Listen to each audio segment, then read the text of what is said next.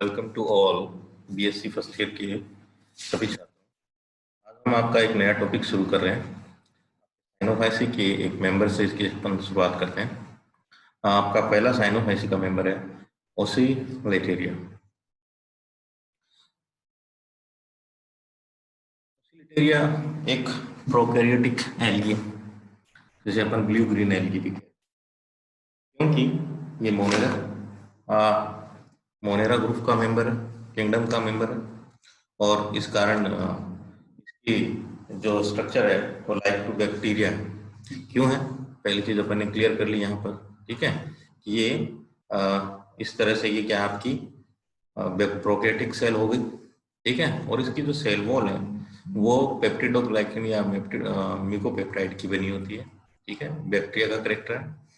और mucus sheath outside the cell wall, इसके जो सेल वॉल होती है उसके बाहर आपका क्या मिलता है, म्यूकस का एक सीट पाया जाता है। वो थिन या थिक हो सकता है। ठीक है, और उसके बाद में ये एंटीबायोटिक सेंसिटिव होता है। जो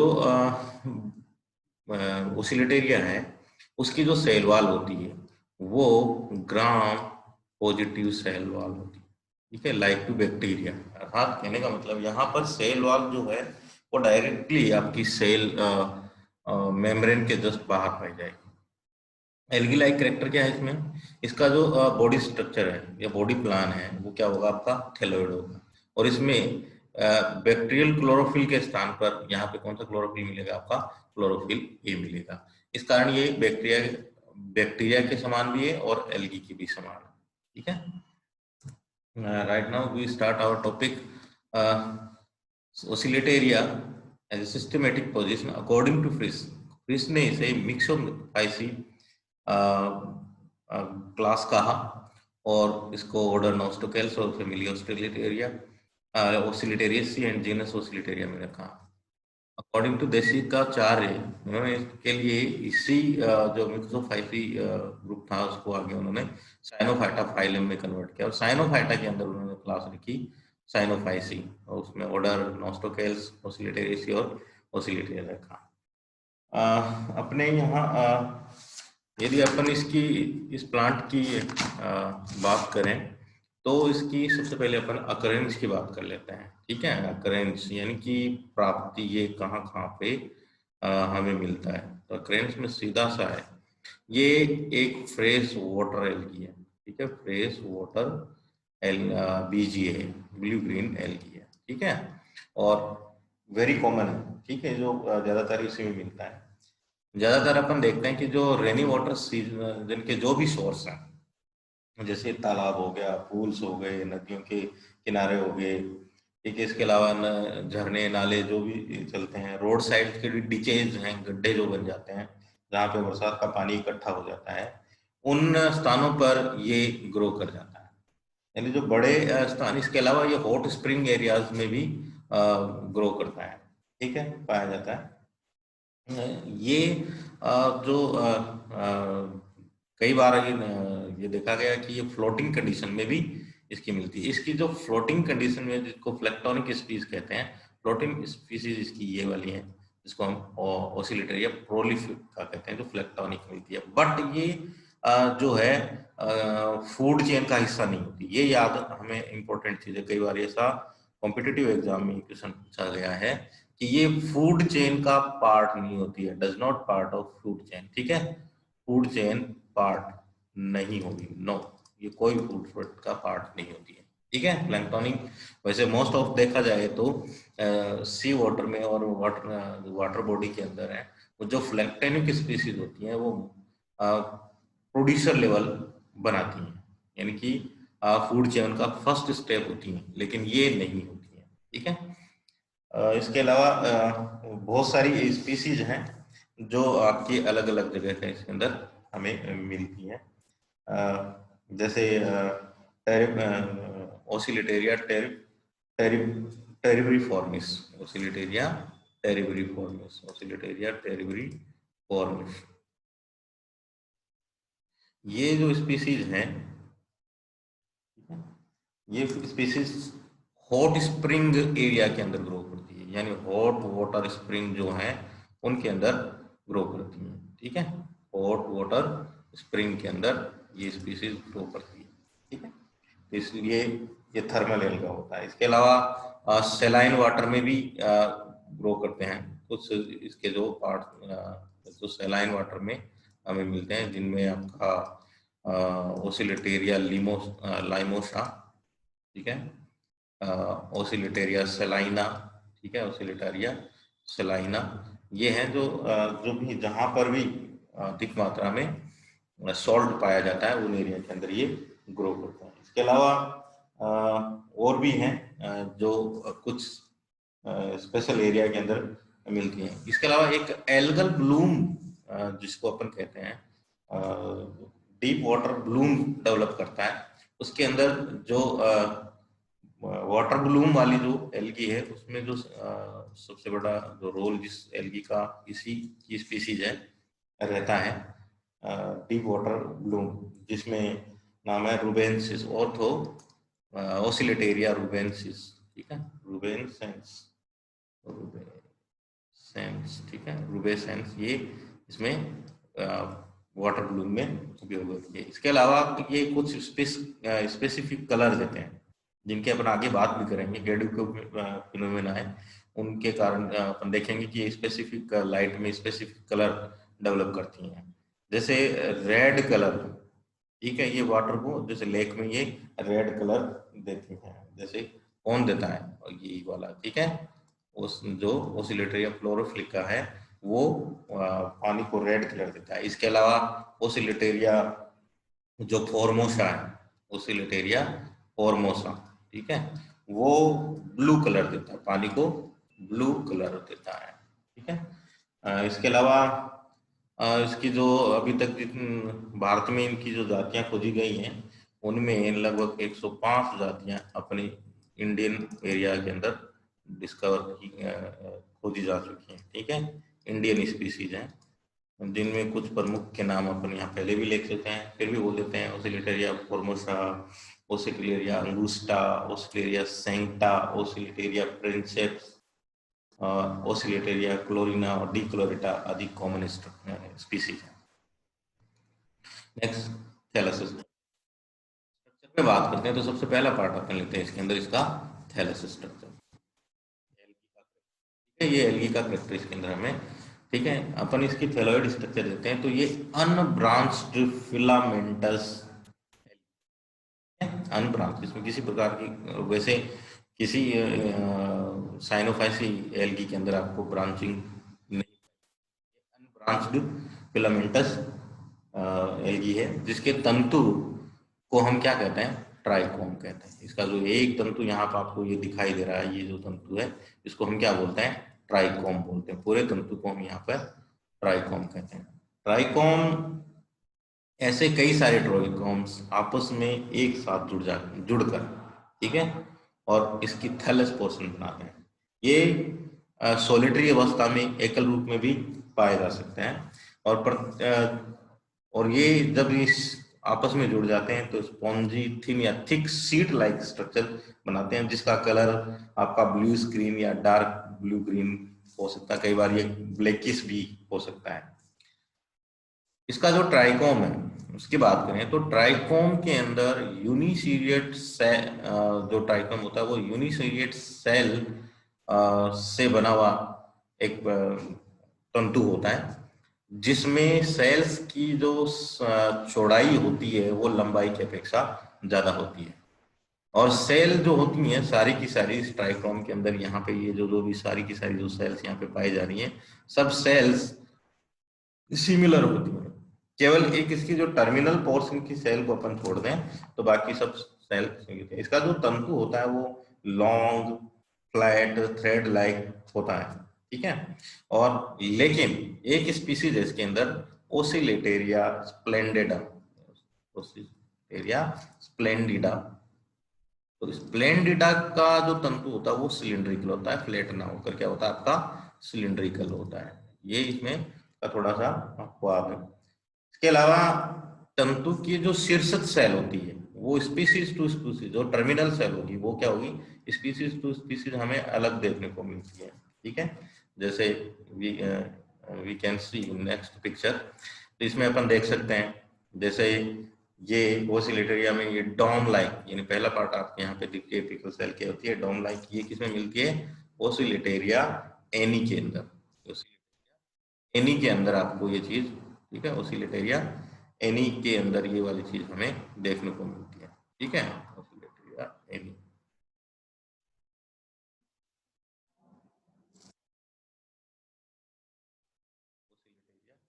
एनी के अंदर ये चीज हमें देखने को मिलती है। इसी तरह से एक्यूमिनेट टाइप का, ठीक है, एक्यूमिनेटामी ओसिलेटेरिया, इसी के नाम पे उसका नाम पड़ गया एक्यूमिनेट। एक्यूमिनेटा के अंदर आपको ये वाली, ठीक है, शीर्ष सेल की पोजीशन मिलती है। इसी तरह से जो प्रिंसेप है, ठीक है, प्रिंसेप के अंदर आपका लिखा हुआ ओसिलेटेरिया, प्रिंसेप में आपको इस तरह की प्रिंसेप्स, ठीक है, प्रिंसेप्स के अंदर आपको इस तरह की कंडीशन देखने को मिलती है। के अलावा प्रोबोसिडा के अंदर ओसिलेटेरिया कैलिप्ट्रा पोर्शन, ठीक है, कैपिटेट, ये वाला कैसा आपका कैपिटेट है, कैपिटेट ओसिलेटेरिया प्रोबोसिडा, प्रोबोसिडा,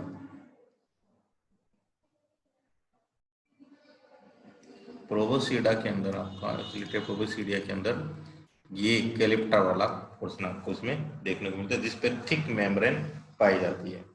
ट्राइकोम्स अपने चारों ओर एक पतली, ठीक है, अपने चारों ओर क्या मिलेगी? इसके चारों ओर क्या मिलेगी? एक पतली म्यूसिलेज लेयर के द्वारा। इसी कारण क्या होते हैं, जब ये अपना थैलस बनाते हैं तो म्यूसिलेज आपस में इनके फ्यूज हो जाने से आपस में फ्यूज हो जाती है और ये कई सारे तंतु, हजारों तंतु आपस में मिलकर, ठीक है, क्या कर लेते हैं? एक थैलोइड जैसी स्ट्रक्चर बना लेते हैं।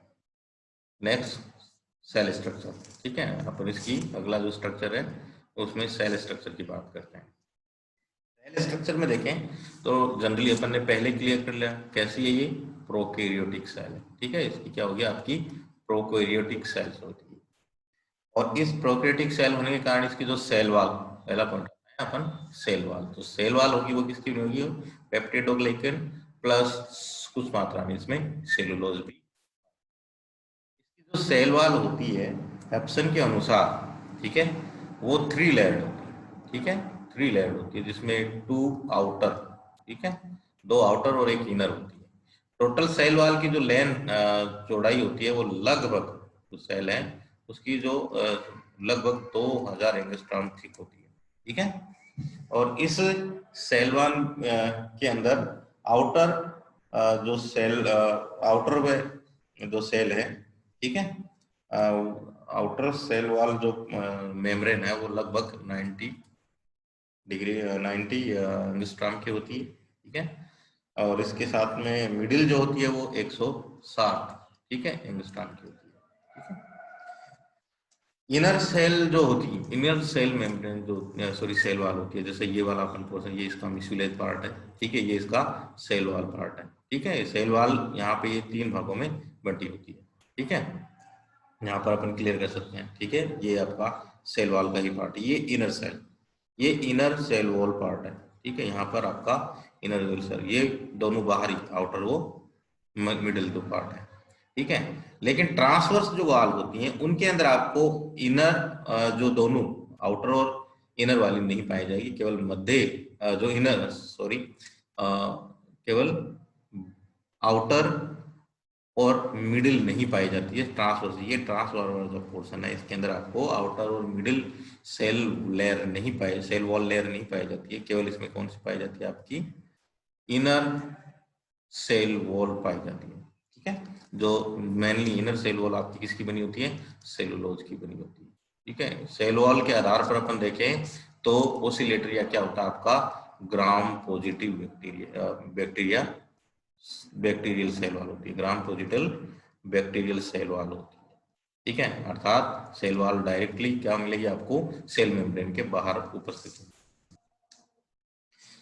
इसके अलावा अपन बात करें तो इसका जो प्रोटोप्लाज्म है वो 2 भागों में बटा होता है, जिस तरह से अपन ये देख रहे हैं बाहर, यहाँ पे 2 भागों में होता है। एक तो ये सेंटर पोर्शन जिसको अपन क्या कहते हैं? सेंट्रोप्लाज्म। एक होता है आपका परिधीय भाग जिसको हम बोलते हैं क्रोमोप्लाज्म। क्रोमोप्लाज्म क्यों कहते हैं इसको? क्योंकि इस भाग में सारी की सारी क्या मिलती हैं आपकी?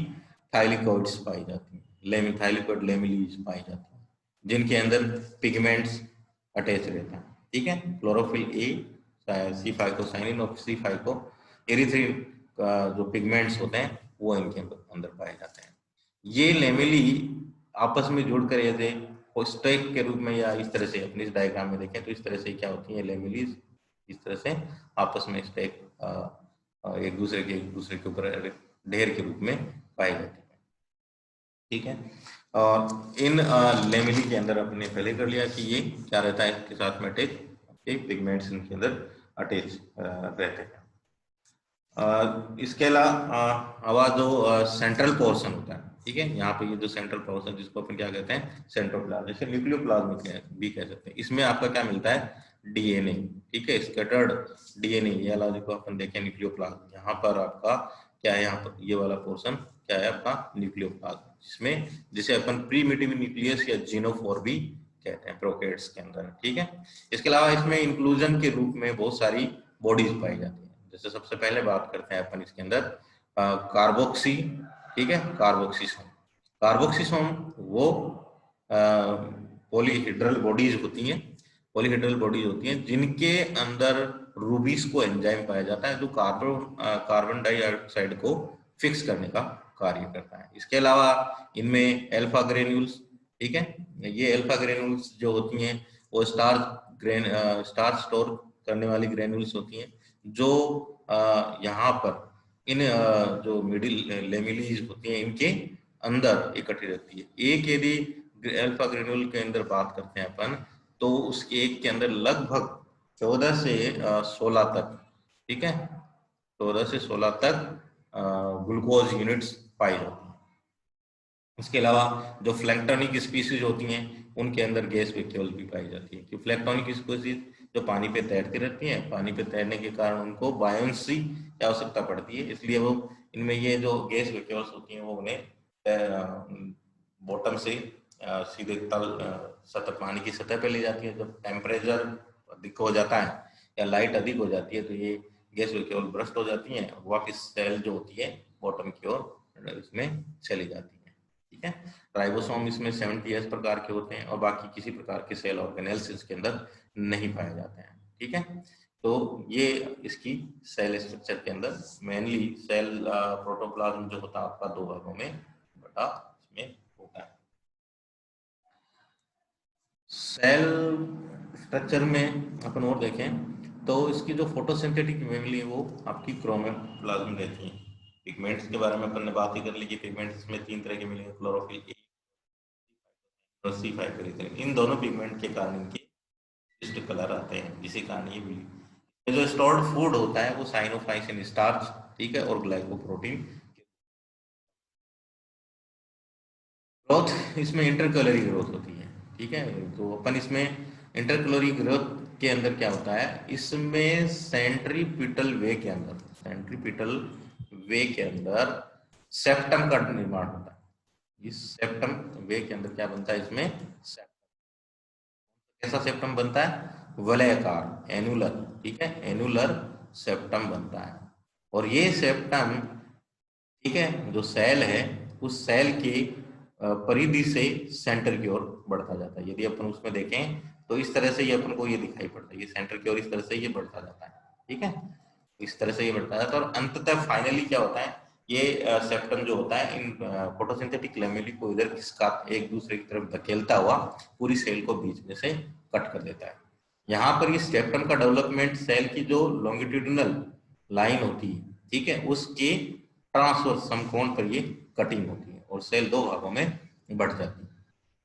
इस सेप्टम के ऊपर क्या मिलते हैं, छिद्र मिलते हैं। ठीक है, और इन छिद्रों के द्वारा प्रत्येक सेल का जो प्रोटोप्लाज्म होता है वो मूव करता रहता है, एक सेल से दूसरी सेल में मूव करता रहता है, इसलिए इन छिद्रों को हम क्या कहते हैं, प्लाज्मा डेस्मेटा भी कहते हैं। ये जो इस प्रकार का जो डिवीजन है जिसके द्वारा सेल की तंतु की ग्रोथ हो रही है, इसको प्रीमिटिव माइटोसिस, कुछ वैज्ञानिकों ने इसे प्रीमिटिव माइटोसिस भी कहा है और कुछ वैज्ञानिकों ने इसे एमाइटोसिस भी कहा है, असूत्री विभाजन भी कहा है। Next we can see movement. ठीक है, मूवमेंट जो होता है इसमें दो प्रकार का मूवमेंट मिलता है। ठीक है, वह दो प्रकार का मिलता है। ठीक है, पहला मूवमेंट है इसके अंदर आपका ओसिलेटरी मूवमेंट। इसी मूवमेंट के कारण इस प्लांट को ओसिलेटेरिया कहा जाता है। ठीक है, इसमें होता क्या है, जो तंतु है वो तंतु अपनी इसके दोनों तरफ इर्द गिर्द घड़ी के पेंडुलम की भांति दोलन करता रहता है। इस दोलनी गति के कारण ही इस मूवमेंट को अपन क्या कहते हैं, ऑसिलेटरी मूवमेंट कहते हैं। ठीक है, और दूसरा इसी मूवमेंट के कारण इस प्लांट का नाम क्या पड़ा आपका, ओसिलेटेरिया पड़ा। एंड दूसरा मूवमेंट इसमें क्या हो जाता है, ग्लाइडिंग मूवमेंट भी, ग्लाइडिंग या क्रीपिंग मूवमेंट। इस मूवमेंट में क्या होता है, जो तंतु होता है वो अपने आगे पीछे की तरफ क्या करता है, मूव होता है, बैकवर्ड या फॉरवर्ड की तरफ क्या होता है, आगे पीछे धकेल देता है। जब प्लांट की ये तंतु जब किसी सॉलिड सरफेस पे होता है तो सॉलिड सरफेस पे ये क्या करता है, आगे पीछे की तरफ। ठीक है, एक बार इधर गया, एक बार इधर नीचे की तरफ गया। ठीक है, आगे पीछे की तरफ ये क्या करता है, मूवमेंट करता है। इस मूवमेंट को अपन क्या करते हैं, ग्लाइडिंग या क्रीपिंग। कई बार ये भी देखा गया कि ये रोटेशन मूवमेंट भी ये प्लांट इसमें करता है। इसीलिए अलग अलग वैज्ञानिकों ने कई कंसेप्ट दिए। किसी ने बताया कि भाई ये जो गतियां होती हैं उनके के लिए इनके अंदर कुछ माइन्यूट जो सीलिया पाई जाती है उनके द्वारा होता है। कुछ ने कहा इसके अंदर जो श्लेष्मा सिक्रीशन है उसके कारण होता है। उसने कहा कि इसकी जो मेम्ब्रेन होती है उसके अंदर कुछ अनुदैर्ध्य फाइबर्स पाए जाते हैं, उन फाइबर में संकुचन के कारण इनके अंदर मूवमेंट होती है। इसमें एक चीज और है, वो भी अपन इसके अंदर साथ में कर लेते हैं, गेडुकोव फिनोमिना। ठीक है, गेडुकोव फिनोमिना, ये जो गेडुकोव फिनोमिना है, ठीक है, गेडुकोव फिनोमिना वेरी इंपॉर्टेंट। गेडुकोव ने ही ये घटनाएं की खोज की थी, गेडुकोव फिनोमेन की खोज की थी। इसमें क्या होता है, स्पेसिफिक वेवलेंथ की लाइट के इसकी विभिन्न स्पीशीज क्या करती हैं, कलर डेवलप करती हैं। ठीक है, और उस कलर परिवर्तन के घटना को ही हम क्या कहते हैं, गेडुकोव फिनोमेना कहते हैं। जैसे यदि प्लांट को रेड लाइट दिया गया, यानी रेड लाइट का यदि इसे प्रकाश मिला तो इसमें आपको क्या मिलेगा, ये ग्रीन दिखाई देगा। ठीक है, रेड लाइट मिली तो ये ग्रीन दिखाई देगा। और यदि इसे ग्रीन लाइट दी गई, यदि इसे ग्रीन लाइट दी गई तो ग्रीन लाइट में ये आपको ये कैसा दिखेगा, रेडिश ब्लू दिखेगा। ठीक है, इसका तंतु अपने को कैसा दिखेगा, रेडिश ब्लू दिखेगा। इसी तरह से यदि अपन ने इसको येलो लाइट दी, ठीक है, येलो लाइट में रखा तो ये हमें ब्लूइश ग्रीन दिखाई देगा, ब्लूइश ग्रीन दिखाई देगा। ठीक है, ब्लूइश ग्रीन दिखाई देगा। इस प्रकार से लाइट के पूरक रंग परिवर्तन करने की क्षमता को हम क्या कहते हैं, क्रोमेटिक एडेप्टेशन कहते हैं। और ये क्रोमेटिक एडेप्टेशन ही आपका क्या कहलाता है, गेडुकोव फिनोमेना कहलाता है। इसका सबसे बड़ा बेनिफिट क्या मिलता है, जो फोटोसिंथेसिस प्रोसेस होती है उस फोटोसिंथेसिस की इफिशियंसी बढ़ जाती है, अर्थात लाइट का पूर्ण उपभोग इस प्लांट के द्वारा किया जाता है। ठीक है, नेक्स्ट इसमें आपका आता है आपका रिप्रोडक्शन। ऑसिलेटरिया के अंदर रिप्रोडक्शन में दो तरीके से होता है। नंबर एक हार्मोगोनिया या सेपरेशन डिस्क या नेक्रिडियम, एक ही चीज है। ठीक है, इस डायग्राम में अपन देखें, ठीक है, तो जो इंटरकैलरी सेल्स इसके अंदर होती हैं वो सेल्स का संबंध पास वाली कोशिकाओं से टूट जाता है और सेल डेड हो जाती है, और उन सेल्स के अंदर क्या भर जाती है, म्यूसिलेज भर जाती है। ठीक है, और इन डेड म्यूसिलेज फिल्ड सेल को हम क्या कहते हैं, सेपरेशन डिस्क कहते हैं, नेक्रिडियम कहते हैं, जिनका सरफेस टेंशन खत्म हो जाता है, जिसके कारण ये सेल्स बाइकॉन केव अवस्था में आ जाती है। इस डायग्राम में अपनी क्लियर होती है, बाइकॉन केव अवस्था में आ जाती है धीरे धीरे पानी के संपर्क में आने के कारण। ठीक है, ये सेल्स जो होती हैं वो घुल जाती हैं और दो सेपरेशन डिस्क के बीच में, यानी एक ये वाली और इस दो सेपरेशन डिस्क के बीच का जो पार्ट होता है उसको हम क्या कहते हैं, हार्मोगोनियम कहते हैं। ठीक है, और ये हार्मोगोनियम मुख्य प्लांट से क्या हो जाते हैं, जब ये सेपरेशन डिस्क पानी में घुल जाती है, नेक्रेडियम घुल जाती है, सेपरेशन डिस्क नेक्रेडियम एक ही चीज है। ठीक है, जब ये पानी में घुल जाती हैं तो ये जो हार्मोगोनियम होते हैं वो क्या होते हैं, फ्री हो जाते हैं, और प्रत्येक फ्री हुआ हार्मोनिया अंकुरित होकर अब नए प्लांट का निर्माण कर लेता है। फ्रेगमेंटेशन एक्सीडेंटल केस से या कुछ एनिमल्स की बाइटिंग के द्वारा ये प्लांट क्या हो जाता है, छोटे छोटे टुकड़ों में टूट जाता है। इस तरह से यदि किसी ने बाइटिंग इस तरह से फ्रेगमेंट, इस घटना को हम क्या कहते हैं, फ्रेगमेंटेशन कहते हैं। ये जो प्रत्येक जो फ्रेगमेंट होता है फिर ये न्यू प्लांट को डेवलप कर लेता है, न्यू ओसिलेटेरिया बना लेता है। तो ये ओसिलेटेरिया के अंदर पाई जाने वाली घटनाएं। तो छात्रों, ये हमारा आज का टॉपिक कंप्लीट